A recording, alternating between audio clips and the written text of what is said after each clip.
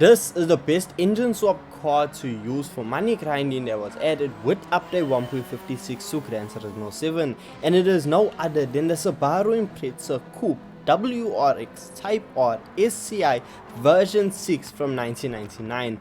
A real mouthful, but a very useful car to have. So if you want to get your hands on this vehicle, it will cost you 52,600 credits from the used car lot, and the engine swap, well, that's gonna set you back another 425,000 credits. But once you combine that engine swap with this vehicle, you are gonna have some real capabilities, because this vehicle can participate in both the WTC 600 around Tokyo Expressway as well as the WTC 700 around Le Mans, two of the best money grinding events in the game. So let's just go over the setups, starting off with the WTC 600. So for tire compound, I chose to run Sport Hards for both the front and the rear, and this was the only tire compound I used throughout the event. We see for a fully customizable suspension, you can tailor these. You don't have to follow my suspension setup to the T. You can just change it to whatever you prefer.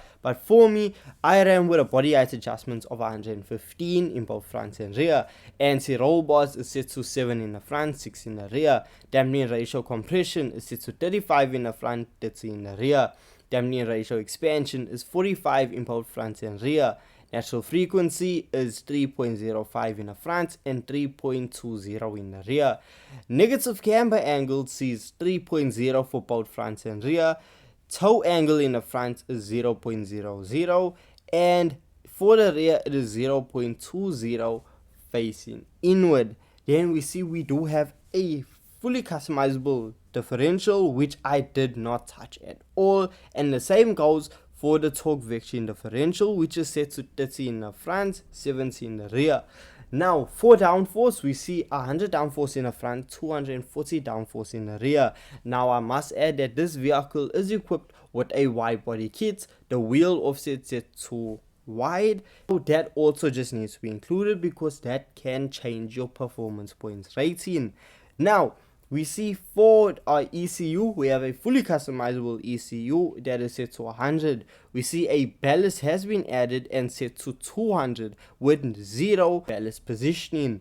Now power restrictor is also set to 100. Yes, this is a full on power build. So for the fully customizable racing transmission, we see it is set to 390 kilometers per hour. This is with no manual adjustments being made. If we move on over to the next page, we see the car is equipped with a high RPM turbocharger and an anti-lag system set to strong.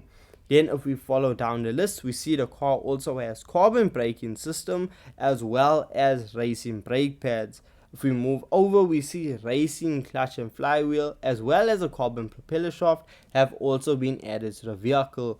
Then we have all the way up to stage 3 weight reduction installed into the vehicle and no increased body rigidity used. So if you follow the setup right, you should be left with 788 brake horsepower, a vehicle that weighs 1,182 kgs, and a performance points rating of 597.12 performance points. So this is your setup for the WTC 600 around Tokyo Expressway.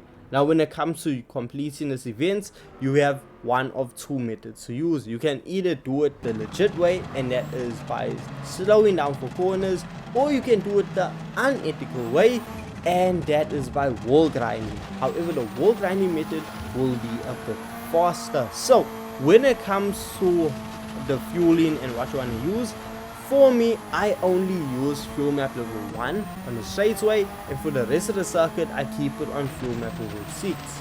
Now with running the vehicle on fuel map level 1 down the straightaway, you should find yourself traveling upwards of 320 kilometers per hour before needing to brake going into the first corner. Now it does play a role when you go into a pit, depending on whether you do the proper method or the wall grinding method, because I saw when I was wall grinding, I had to go into a pit at the end of the 7th lap because I was not going to have enough fuel to continue. And for the second method, where I did it properly, I actually found myself diving into a pit at the end of the 9th lap. So regardless, you are gonna have to do a single pit stop. For both of the methods, I did not change my tires because the tires are still good enough for me to continue the event. So then the biggest takeaway and the most important things that you do need to know about these two different methods is the fact that for fastest lap times, using the wall grinding method, I set a fastest lap time of a 1 minute 53 and a total time of a 24 minutes and 11 second run.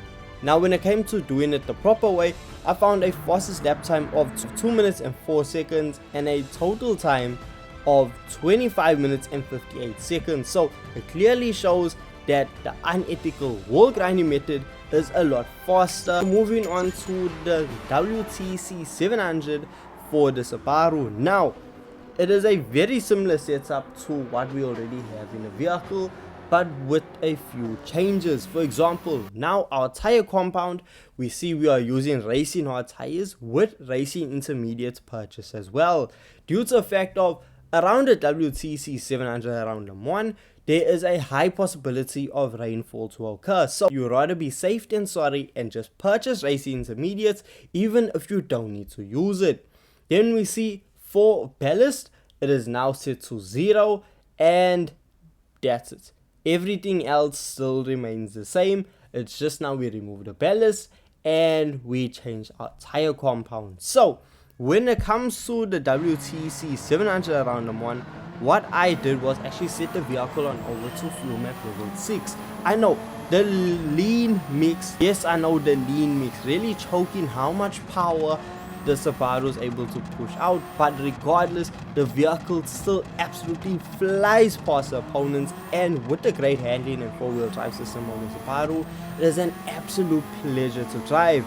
Now coming down Le Mans straightaway, before slamming on the brakes before the first chicane, I found myself traveling upwards of 320 kilometers per hour, hitting 325 kilometers per hour before I need to slam on the brakes. And that's the thing, you slam on the brakes and you have more than enough time. You have so much control, the vehicle is so easy to understand, and that's what also makes it such an incredible vehicle for money grinding.